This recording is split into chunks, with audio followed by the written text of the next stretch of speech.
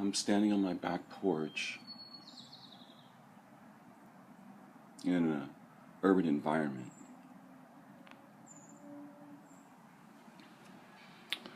And everywhere around me are angles. In front of me there's a stair that leads up to another level of physical structure. And in front of me, off the small porch that I have, mostly what I see, well, the first thing I see is a house made maybe in the 1940s. Next to that there used to be a vista, across which I could see a small tree-lined mountain covered with structures, but also covered with trees. However, a couple of years ago, the person that owned that house decided they wanted more house. So they tore the house down, and they actually built a building that looks like someone's first attempt at a structure in Minecraft. They built the equivalent of an 8-bit house, and it blocked out the entire vista of the view from my small balcony. Between me and that, there's a garden that is associated with the older house and its occupant. And right now, in the midst of all those angles, there's something alive and moving. Something whose nature is absolutely true and real, dependable, beyond all ideas, whose face is the source of our own minds,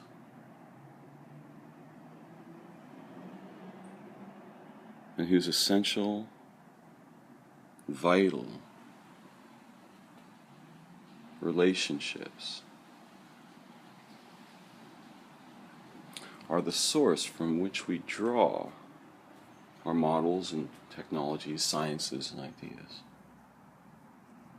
as if we'd invented them of whole cloth. But when we get it wrong, that disappears under an overlay of simulation language, tradition, opinion, culture,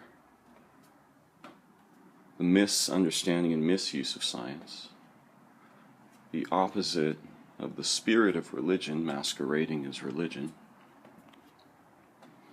the opposite of the spirit of communion masquerading as government and nationalism, and the opposite of the spirit of humanity masquerading as racism, genderism, classism. There's an overlay between the content and the culture, or rather,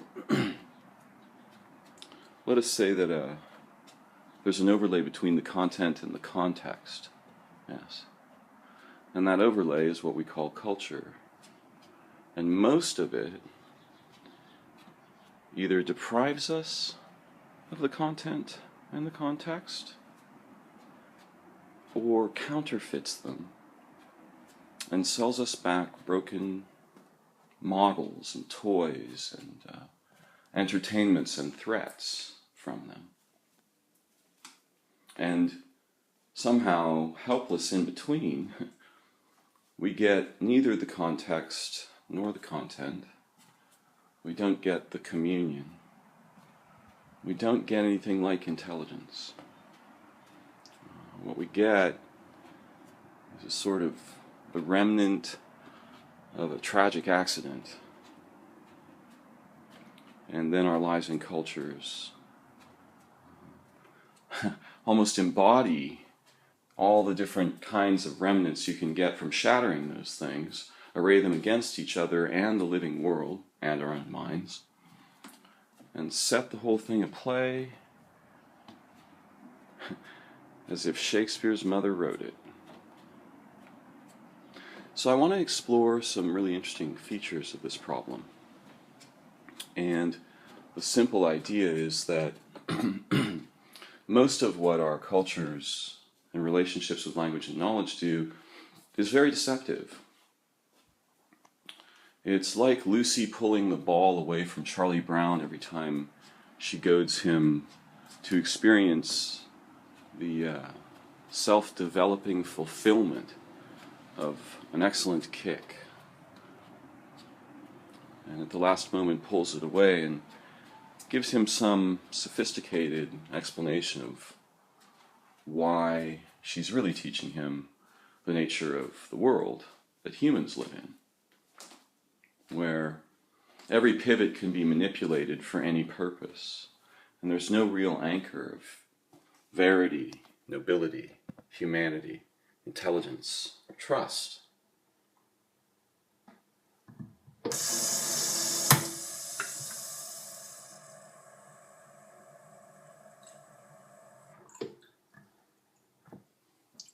So I want to talk about how culture creates a kind of poison pill in which we and the content on the inside and we and the context on the outside get counterfeited on purpose. And in order to understand this, I want you to realize that the stories of history encode both the views we need to see, the solutions, and amazing perspectives on the division between something like what it means to be human and all the other options on the compass.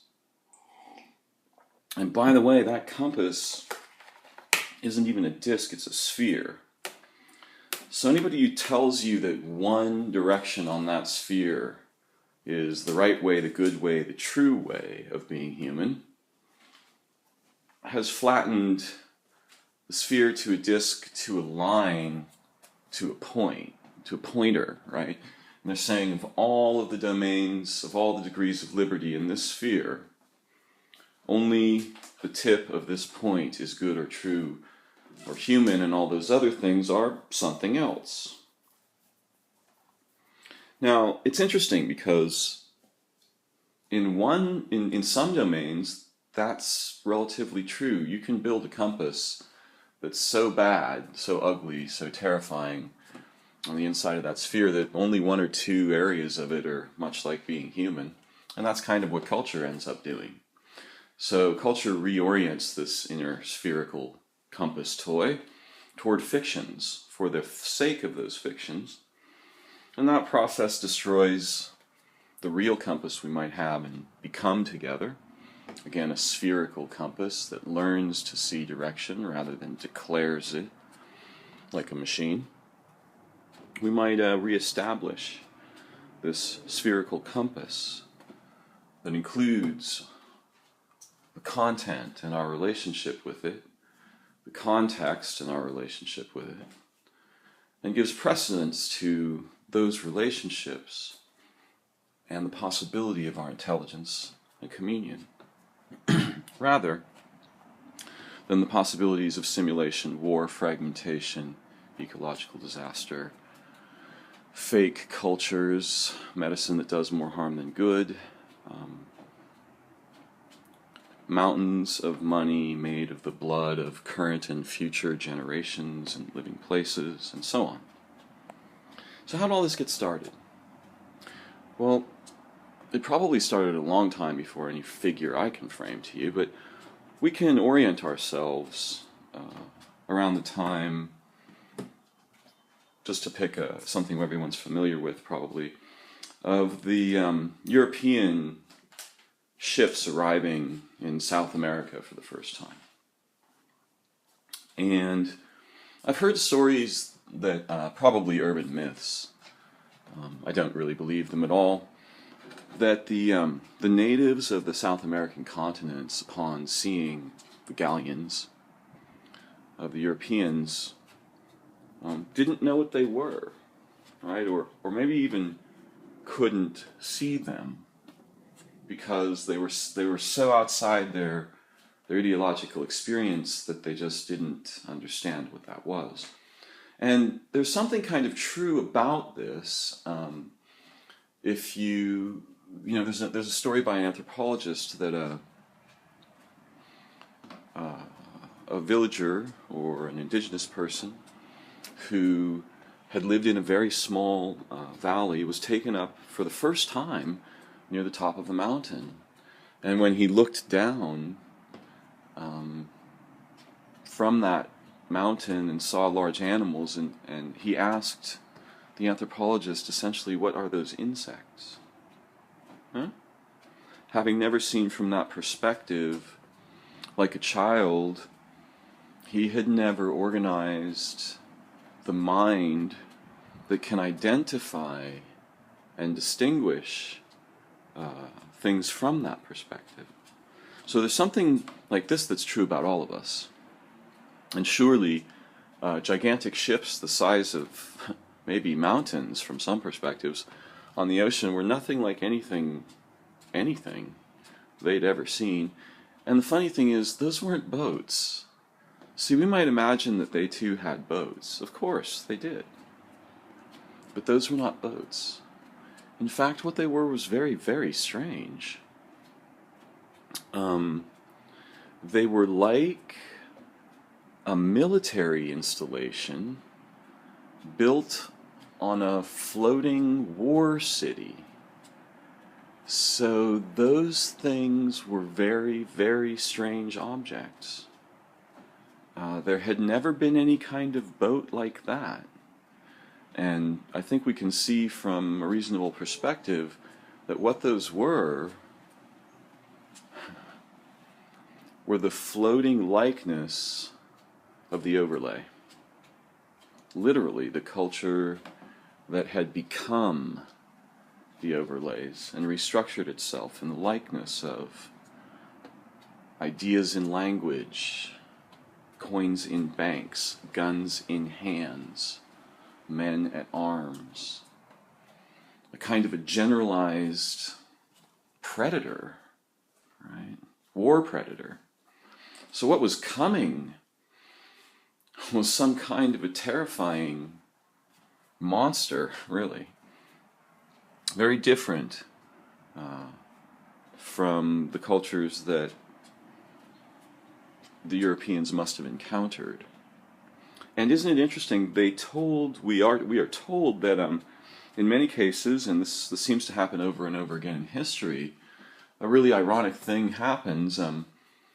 Apparently, between the colonizers and the people to be subjugated, there is a discussion in which the colonizers explain that they have a book from heaven. It was really shocking. And to hear the stories told, and again I'm just telling them from my own perspective, this seems to be a point of synonymy or like feeling of mutuality between the indigenous peoples and the colonizers, is that the indigenous peoples seem to know, like, oh yeah, there are sky books, yeah? And we know that maybe one day a book will even be made into an object like a sky book. And we've been working on that too, right? So there was this kind of point of, possible point of coincidence, which was the indigenous peoples knew about the idea of a sky book, or actually rather, I've got it backwards. The colonizers had the idea of a sky book. The cultures they were encountering were living embodiments of it, of one. Just like the people in the colonizers were, right? They were both living embodiments of something like a sky book plus culture. Eh? So when the colonizers said, we have a sky book, and the indigenous people said, oh, if they have a sky book, we can probably trust them. Because a sky book will make them true men. They will be true, right? But in this case, it was the opposite. The sky book of the colonizers was phony. And that was the problem altogether. The colonizers didn't know that the skybook they had was phony, even though they partly invented it themselves. That just helped them believe it wasn't phony. But the indigenous peoples, wherever they didn't live their skybook with verity, right? Excellently, skillfully, immediately their cultures would suffer damage from themselves, from internally, right? And they could see this, and that would correct, in some way, the process, however slow it might have been, and however confused it might have become once cities were being made, which were very different from the origins of the original skybooks. And that's where the story gets interesting. So here's the problem, and if you look throughout history, you're going to see very clearly the thread I'm about to get at. Free people are a commodity for any colonizing people. And all the assets that might belong to any free people, not as possessions, but as rights and places of life, as ways of being in the world, beyond, far above possession is this relationship, not beneath it. Possession is a lesser form of this relationship. I am this place is what possession descends from. So the peoples who are living places, they don't own them. They're not conservators. They, like the animals, belong to, with, and as the place. Yeah?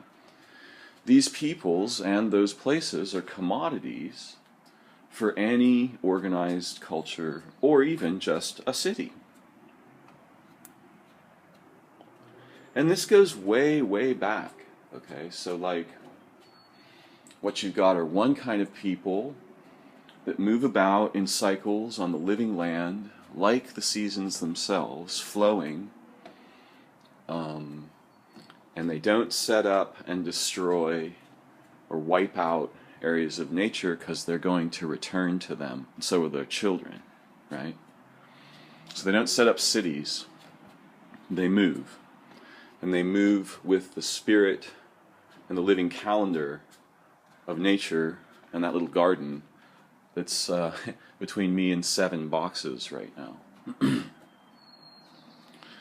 So what happens is that the people who don't do that, who started making cities, right, view all terrain as possibly available for them to own, or at least dominate, and thus draw the resources from to fund the cities. Yeah? And to fund not just the cities, but mountains and mountains of luxury that hide behind them in the castles, right? Where the blood of the future of living beings and places piles up like mountains invisibly in little coffers filled with coins and jewels, slips of paper, numbers in bank accounts.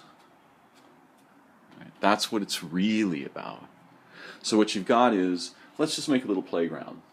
Okay? Put a large area on some map we make up and put 7 cities there. And then put one nomadic people that lives on the land.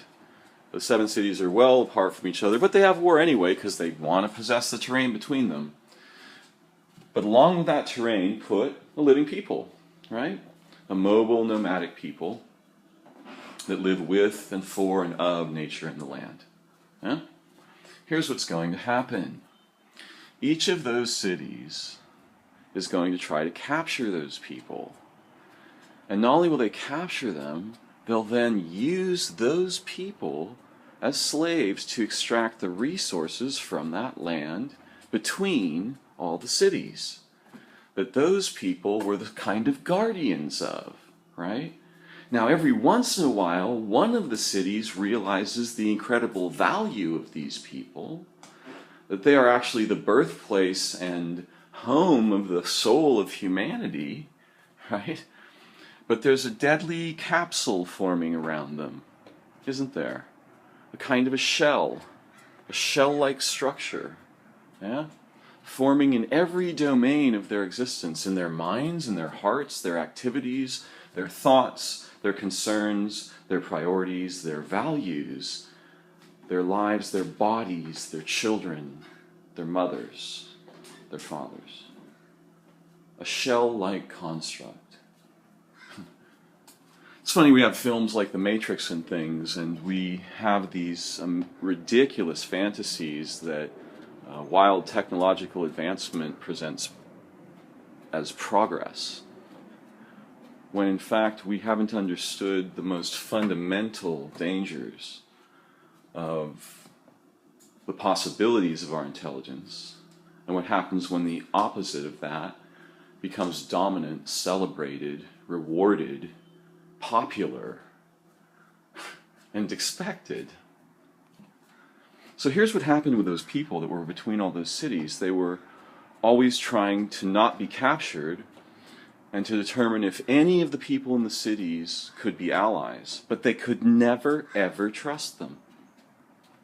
Under no situation could they trust any of the cities for a simple reason. First of all, they were false cultures, and they had dead calendars inside them. These people were the living calendars between the cities. They were surrounded by dead calendars inside them. Calendars of profit, commerce, war, dominance.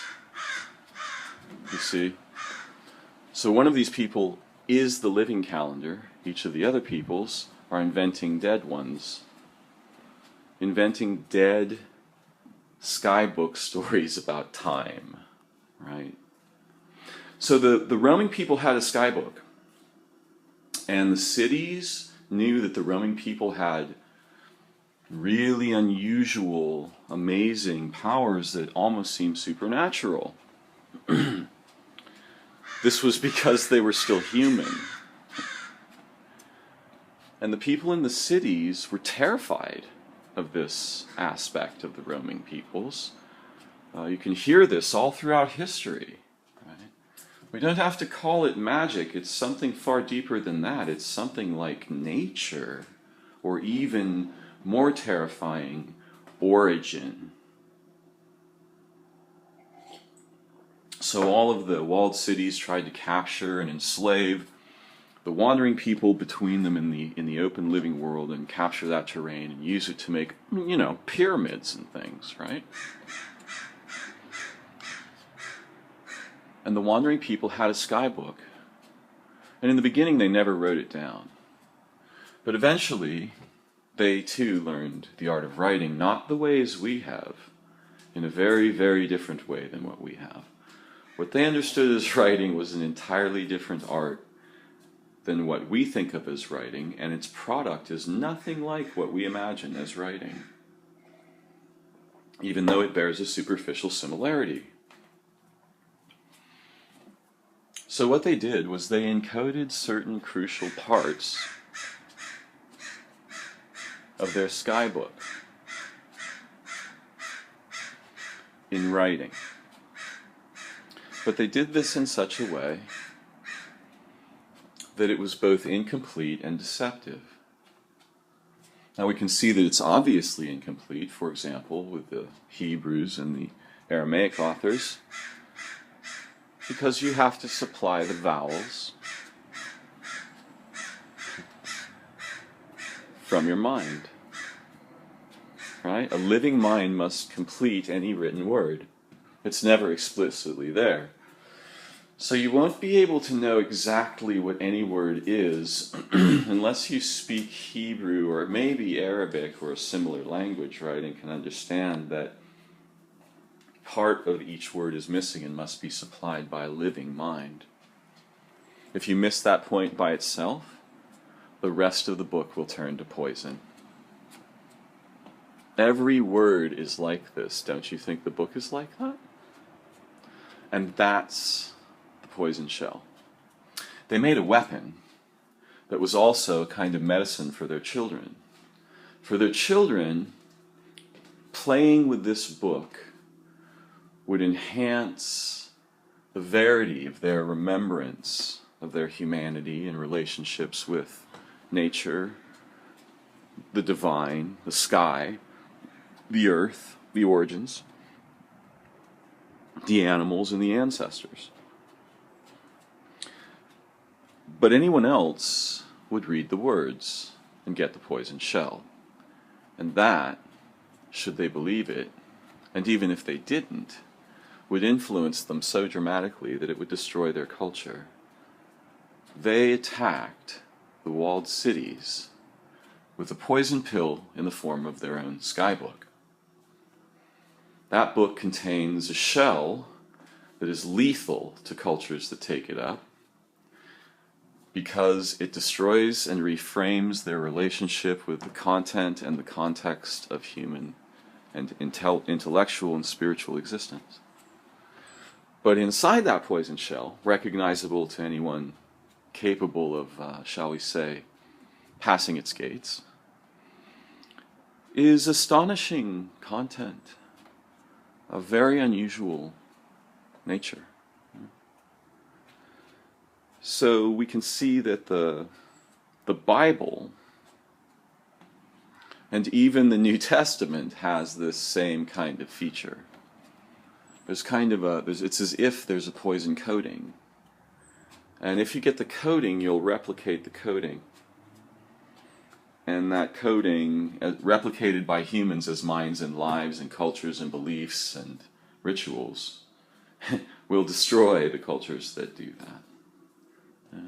And so the extremely intelligent wandering people both preserved their skybook and made a weapon against the cities they could never trust, that always were trying to enslave them and destroy the living land on which, or own the living land on which they dwelt. And of course they were successively captured and enslaved, right? This is actually the story in the Bible. It's very clear that these people were successively captured and enslaved, and may not have even been one people originally.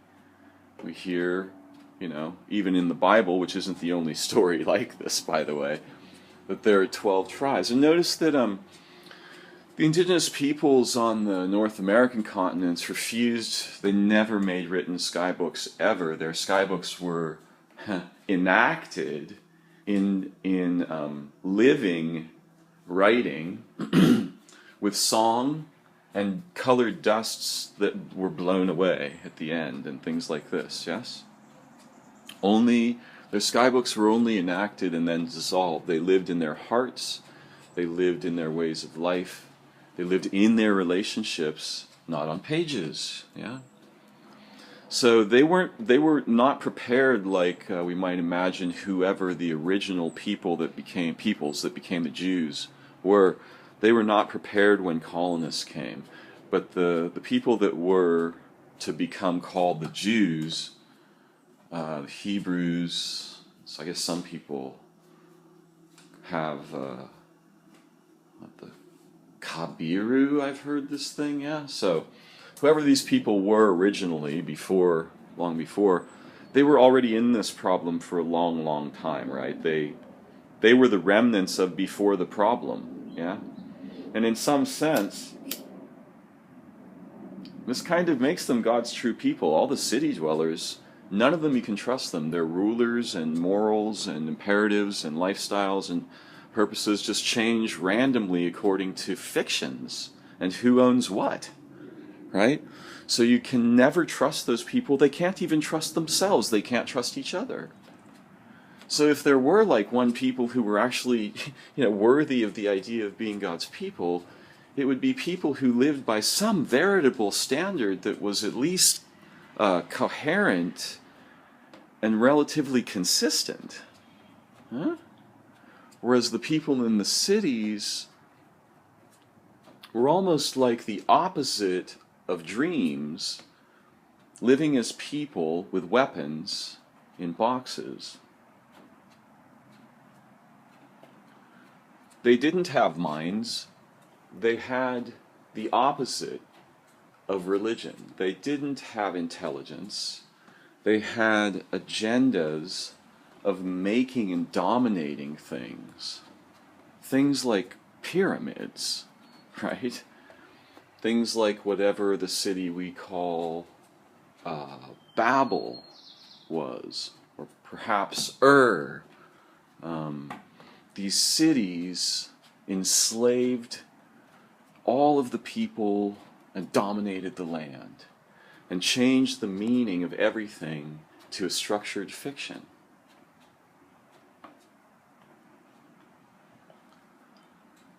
And we don't understand this history very well.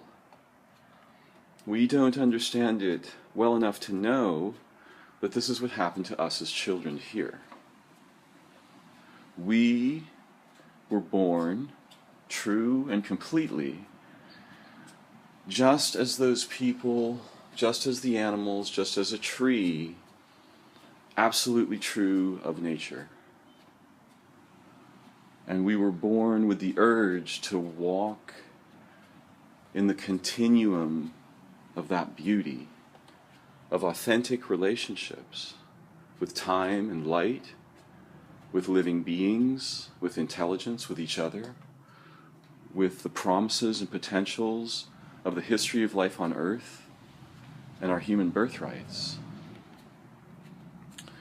Unfortunately, we emerge into a construct, an overlay, and never having a place to establish first ourselves, or to, be fully established in ourselves, in nature, as an intelligent, not just an intelligent being or person, but an intelligent participant in a family of intelligent participants, in a family of intelligent real contexts that are relationally trustworthy, true, beautiful, and don't co-opt themselves for fictions at the drop of a hat or the scribing of a word.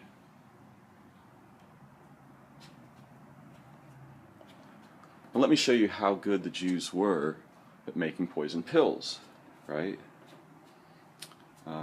When recently some of the organized nations became concerned that the Iranian nuclear plants could produce weapons-grade uranium, they hatched a plot to destroy them, and it was incredibly sophisticated. They had to reach computers down in bunkers that weren't connected to the internet, possibly to any other computer at all.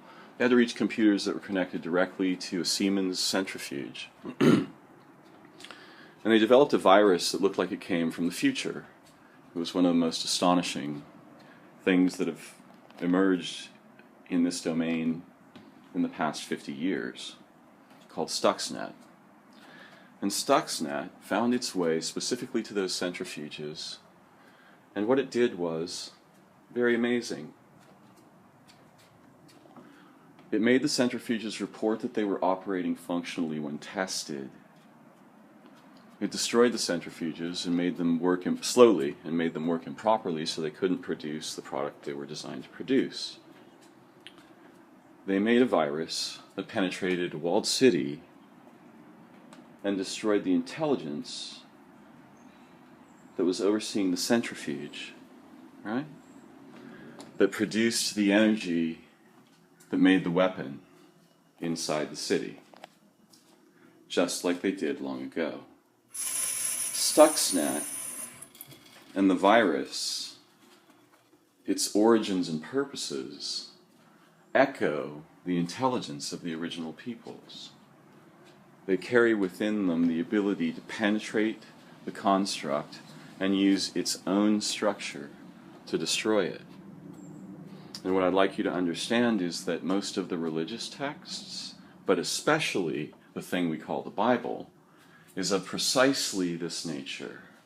It contains an overlay that all of the cultures have been infected by. It is the most contagious overlay I've ever seen. The only thing more contagious is the machine. Yeah? And this overlay absolutely destroys and corrupts the intelligences that take up the coating and replicate it in their structure. And thus, the originators of this are at the very least the most adept players in the modern game of culture wars inside the construct, but there are still those of us who ache to know what it was like to be free human beings together with and for each other the history of life on Earth and nature. We want to know what the origins and senses and faculties of our humanity, our organicity and our intelligence are really from, and what they are about, what we can become. And so we need the ability to see that language itself is like this. Language itself creates this coding if our relationships with it place it in authority above our humanity, above nature, above true relations in nature, with and for each other, right? Wherever any kind of construction at all boxes us, cages us, tells us where to go, directs us by making it easier to go in that direction, we're becoming part of the structure. We're turning into what blocks not only the view, but in this case, our own access to our humanity, such that most of the people who live will live and die never really getting much of a taste of what it means to be human, or have a mind, or have a meaningful role in something that isn't just replicating the poison. And it's funny, you know, in all of our jobs we secretly know this. We've secretly known it since we were children. And if we were all together in a theater and we just asked each other, like, do you guys all have a sense that this is all, there's like a really big problem that's everywhere, right, in front of everybody, in every single thing we do? Like, you can't eat a piece of food without it being there. You can't pick up a spoon or go someplace or do anything without 17 dimensions of this construct impinging on you, photographing you, analyzing you. And so that we have to do it, we're analyzing ourselves for the construct now. And the construct is asking us, judge and analyze each other for the sake of the construct, right? Which is the explicit opposite of the imperatives that are our true origins in nature, spirit, intelligence, humanity, and divinity. The story of what happened at the tree is the story of the danger of our capacity to invent relational paradigms rather than discover and inhabit and advance them. And you'll notice this in our technologies. We've made every kind of machine you can imagine making, most of them for killing or analyzing things, or photographing them. And we're not done yet. We're going to keep making every possible machine imaginable, in every possible way imaginable. But we don't understand how to use language. We don't understand, we have no technical facility with the actual features of representational cognition, relational intelligence. In fact, those domains plummet backward and become counterfeited in the shadow of our mechanical advancement. And we can see this all around us. We should have had cars by now in 2015 that had nothing to do with combustion engines. We're still using a browser to the internet, which is the metaphor of our minds, right? Is the browser. That's the window to the whole internet. We're still using the same browser in 2015 we were using in 1986, and no one even noticed that our minds don't work like an index card, right? And that if the window that we place in front of us looks like an index card, we're going to start making minds in that paradigm, right? Naturally, we emulate we emulate and orient to the technological metaphors we're exposed to. Unfortunately, many of those debilitate us, where if we instead oriented around the meronymic and metonymic structure of relations in nature and community, communication and communion, something very different would occur, something we've almost never seen. Notice this, no culture is presently allowed to live free on land. No culture. And it doesn't matter how far away they are, the tentacle of the city will reach them and strangle them and kill them and take their land, and if they can't take it, they will poison it out from under them. So that even in the United States, the spirit of this endeavor has reached into our own nation and poisoned the aquifers directly beneath our own people in their own homes that they actually own and possess, right? So what we are doing outside, we have to do to ourselves first. And if we don't do it first, we'll do it soon thereafter. Yeah? And any nation like this is completely, absolutely untrustworthy. They cannot be human. They are mostly overlay with some objecting humans helplessly spectating within them. Those cultures are pre-destroyed. And they're pre-destroyed by fake skybooks, or by putting a poisonous overlay on a veritable skybook. The whole fiction on which our nation is founded tells us in very crude, limited, and declarative terms a few things about what we should and should not do together. From this, we've developed a terrifying chimeric nightmare of billions of little processes that just destroy everything in sight, while appearing to be effective and intelligent in some incredibly narrow and fictional perspective. They generate the problems that they pay themselves to resolve with our blood and the blood of life on earth, the living places, just being literally wiped out. So you can see how toxic a bad skybook is.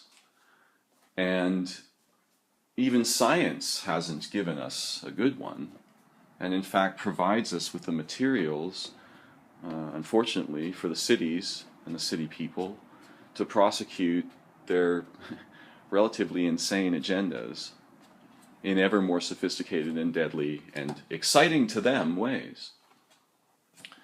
By examining some of this together today, we've made a hole in that overlay. We might not know what's inside that hole yet, but we can see how the structure is working, and we can see the difference between our authentic possibilities of humanity, community, cooperation, intelligence, the actual imperatives of our souls and birth, right? And we can see the difference between that and all the constructs of language and opinion, science and authority, knowledge, government, law, fake divinity, quote, religion, unquote, quote, insight, unquote. And let us include the New Age, the conspiracy theorists, and everyone who's placed a fantasy of some other sort over the overlay and that relationship between us, our origins, nature, and reality. Yeah? Because that's not the right way either. That's just replicating the first problem, making a second fake overlay that makes it all look like a fairy tale magic thing is definitely not going to be of any use at all. It will duplicate and exacerbate the problem. But understanding and discussing this together and learning how to see through and be through the overlay together, right, will give us the opportunity